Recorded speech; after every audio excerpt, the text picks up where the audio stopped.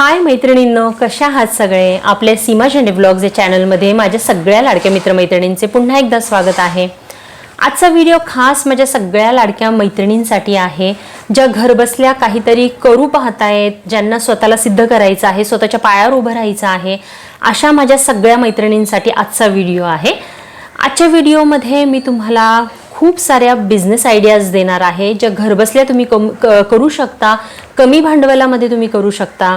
तर चला आजच्या व्हिडिओला सुरुवात करूयात. परंतु व्हिडिओला सुरुवात करायच्या अगोदर जर तुम्ही आपल्या चॅनलला नवीन असाल तर प्लीज आपल्या चॅनलला सबस्क्राईब करा आणि हा व्हिडिओ आवडला तर लाईक करायला मात्र विसरू नका. तर चला पहिली बिझनेस आयडिया बघूयात. ती आहे डे केअर. आजकाल शहरामध्ये किंवा छोट्या मोठ्या गावांमध्ये देखील बऱ्याचशा स्त्रिया ह्या जॉबला जातात, कामाला जातात. अशा वेळी त्यांची लहान मुलं सोडायची कुठे असा प्रश्न त्यांना असतोच. अशा वेळी आपण डे केअर सुरू करून अशा मुलांना दिवसभर आपण सांभाळू शकतो.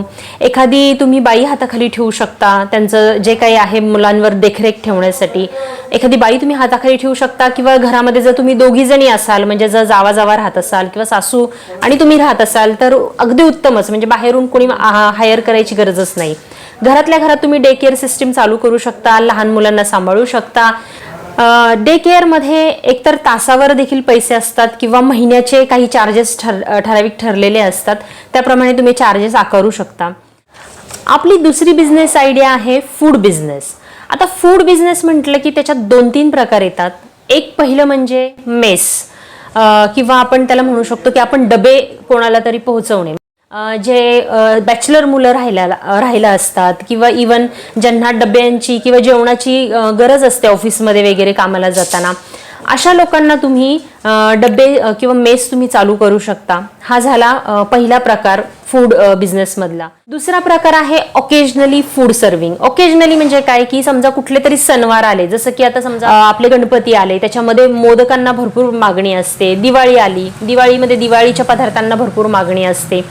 अशा प्रकारचे जे ओकेजनली जे काही पदार्थ आहे त्याच्यामध्ये जर तुम्ही एक्सपर्ट असाल तर ते ओकेजनली पदार्थ देखील तुम्ही त्या सणावारांना किंवा त्या एखाद्या बर्थडे पार्टीला म्हणा किंवा कुठल्याही छोट्या मोठ्या समारंभाला तुम्ही छोटंसं केटरिंग सारखं आपण बिझनेस छोटासा असा चालू करू शकतो. त्याच्यातलाच तिसरा प्रकार म्हणता येईल तो म्हणजे उन्हाळी पदार्थ. उन्हाळी पदार्थांमध्ये तुमचे पापड, लोणचे, कुरडया, सांडगे, ह्या सगळ्या गोष्टी ज्या आहेत ज्या वर्षभर टिकतात आणि त्यांना शक्यतो उन्हाळ्यामध्ये वगैरे जास्त डिमांड असतं.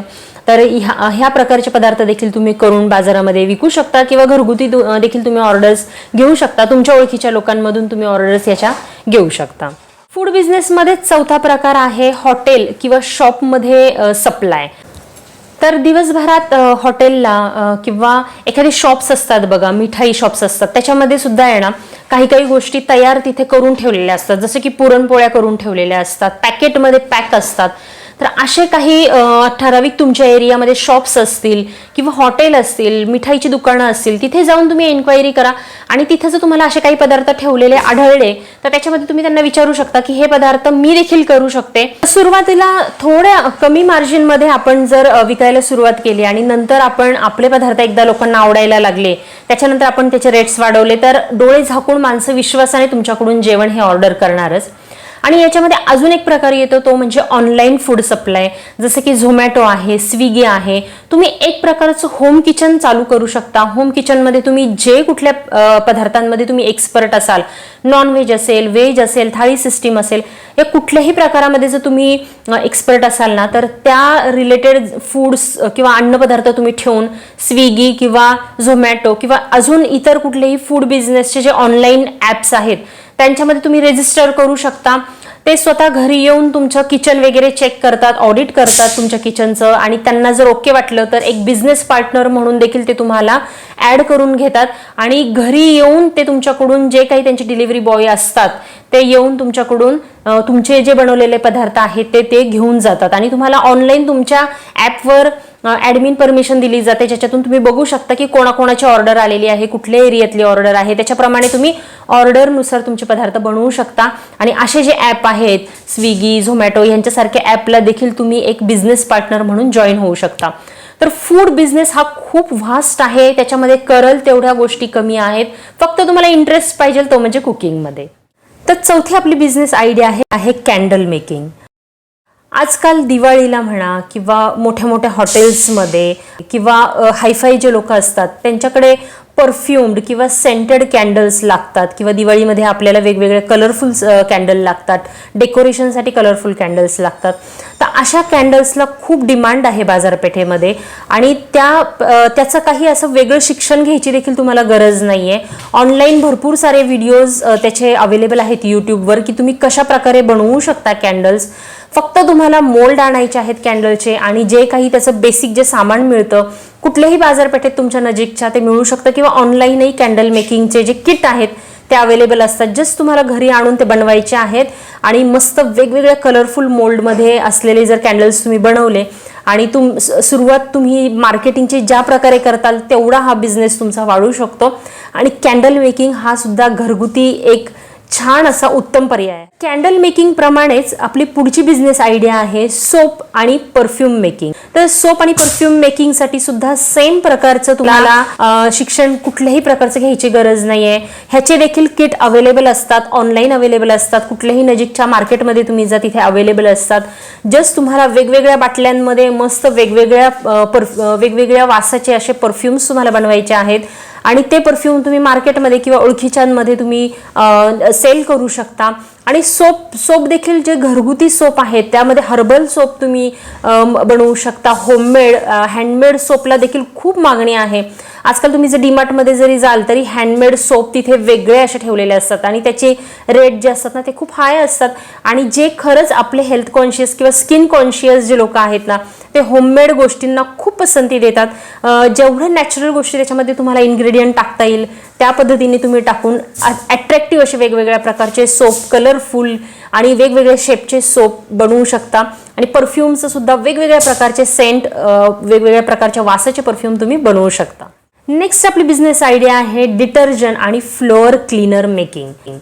तर डिटर्जंट आणि फ्लोअर क्लीनर मेकिंगचं सुद्धा सामान बाजारपेठेमध्ये रेडीली अवेलेबल आहे. तुम्हाला जस्ट ते घरी आणून मिक्स करायचं आहे. त्याची जी काही प्रोसेस आहे बनवण्याची ती देखील यूट्यूबमध्ये तुम्हाला आरामात मिळून जाईल. घर बसल्या तुम्ही ते शिकू शकता. तुम्हाला कुठल्याही प्रकारचा कोर्स करण्याची गरज नाही.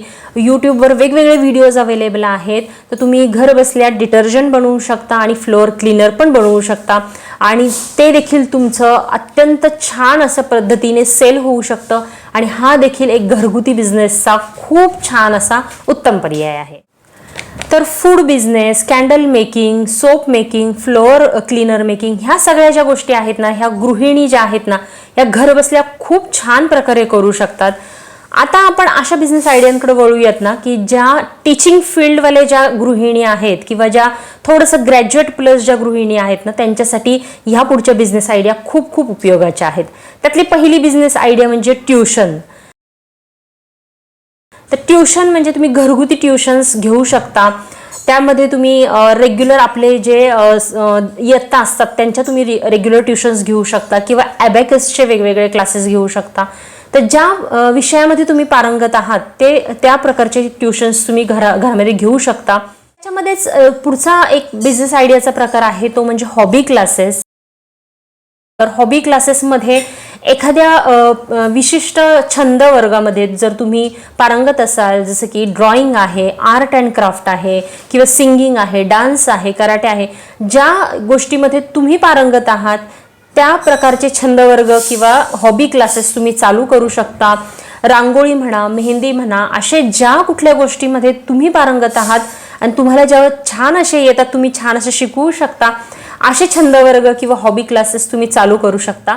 त्याच पद्धतीने नेक्स्ट बिझनेस आयडिया आहे संस्कार वर्ग किंवा उन्हाळी शिबिर. तर संस्कार वर्गामध्ये तुम्ही वेगवेगळ्या प्रकारचे संस्कृत भाषेतले वेगवेगळ्या प्रकारच्या गोष्टी शिकवू शकता, किंवा मंत्र शिकवू शकता. छान असे संस्कार त्यांच्यावर होणाऱ्या गोष्टी त्यांना शिकवू शकता. छान अशा ॲक्टिव्हिटीज घेऊ शकता. आणि एखादी आर्ट अँड क्राफ्ट मधली टीचर तुम्ही हायर करू शकता त्याच्यासाठी, आणि ती आर्ट अँड क्राफ्ट पण शिकवू शकते. किंवा जर तुम्हाला येत असेल तर तुम्ही देखील ड्रॉइंग, पेंटिंग, आर्ट, क्राफ्ट ह्या सगळ्या गोष्टी त्या उन्हाळी शिबिरामध्ये शिकवू शकता आणि संस्कार वर्गामध्ये वेगवेगळ्या प्रकारचे स्तोत्र, मंत्र, देवाच्या गोष्टी किंवा अशा गोष्टी शिकवायच्या ज्याच्याने मुलांना छान अशा सवयी लागतील. ह्या सगळ्या प्रकारचे संस्कार वर्गांमध्ये तुम्ही गोष्टी कव्हर करू शकता. तर हा देखील एक उत्तम पर्याय आहे. तर टीचिंगच्या रिलेटेड ही देखील एक छान अशी बिझनेस. पुन्हा एकदा आपण वळूयात की सगळ्या आपल्या गृहिणींना, सगळ्या मैत्रिणींना करता येईल अशा बिझनेसकडे, ते म्हणजे पाणीपुरी मेकिंग. तुम्हाला माहिती आहे की 12ही महिने जी गोष्ट खाण्याची जी गोष्ट चालते ती म्हणजे आहे पाणीपुरी. 12ही महिने त्याला डिमांड असते. लहान म्हणू नका, मोठे म्हणू नका, सगळ्यांना आवडणारी अशी पाणीपुरी. ज्या पाणीपुरीचे जे पाकिट असतात ज्याच्यामध्ये पुऱ्या असतात, तर ते पाकिट बनवण्याचा सुद्धा काही महिला व्यवसाय करत आहे. त्याच्यासाठी वेगवेगळ्या मशिनरी तुम्हाला घ्याव्या लागतील. थोडीशी त्याच्यामध्ये जास्त तुम्हाला गुंतवणूक करावी लागेल, पण ती वन टाइम गुंतवणूक असेल. तुमचं मार्केटिंग जसं वाढेल तशा पद्धतीने तुम्हाला ते पाणीपुरीच्या ऑर्डर्स येत जातील. तुमच्या आजूबाजूच्या एरियामधून किंवा मोठ्या शॉप्समधून तुम्हाला पाणीपुरीच्या ऑर्डर्स येतील आणि बल्कमध्ये तुमच्याकडून माल उचलला जाईल. आणि तो बिझनेस असा आहे ना की जर तुम्ही मार्केटिंग चांगल्या प्रकारे केलं तर घरातूनच काय, तर तुम्ही एखादा वेगळा छोटीशी फॅक्टरी देखील तुम्ही पाणीपुरीची पुढे तुमचा बिझनेस वाढला तर तुम्ही टाकू शकता. तर इतका मोठा होणारा हा बिझनेस आहे. तर ह्याचा देखील नक्की तुम्ही विचार करा. नेक्स्ट आपली बिझनेस आयडिया आहे ती म्हणजे पेपर प्लेट मेकिंग. तर तुम्हाला सगळ्यांना माहिती आहे की बर्थडे असू दे, लग्न समारंभ असू दे, आजकाल यूज अँड थ्रो ह्या ज्या गोष्टी आहेत ना त्या खूप वापरल्या जातात. कुणीही जे काही वापरलेल्या गोष्टी म्हणजे वापरलेल्या प्लेट्स पुन्हा रियूज करतात असा प्रकार आता कुठेही नाहीये.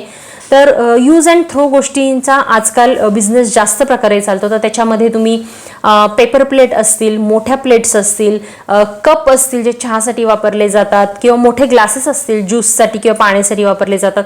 तर ह्याचा देखील तुम्ही घरगुती छोटासा व्यवसाय करू शकता. आणि ह्याच्यासाठी देखील तुम्हाला मशिनरीज वगैरे घ्याव्या लागतील. याच्यासाठी देखील तुम्हाला थोडीशी भांडवल गुंतवणूक करावी लागेल, भांडवल लागेल याच्यामध्ये देखील तुम्हाला थोडंसं. पण एकदा का हा देखील तुमचा बिझनेस सेट झाला तर तुम्हाला खूप मोठ्या ऑर्डर्स येऊ शकतात.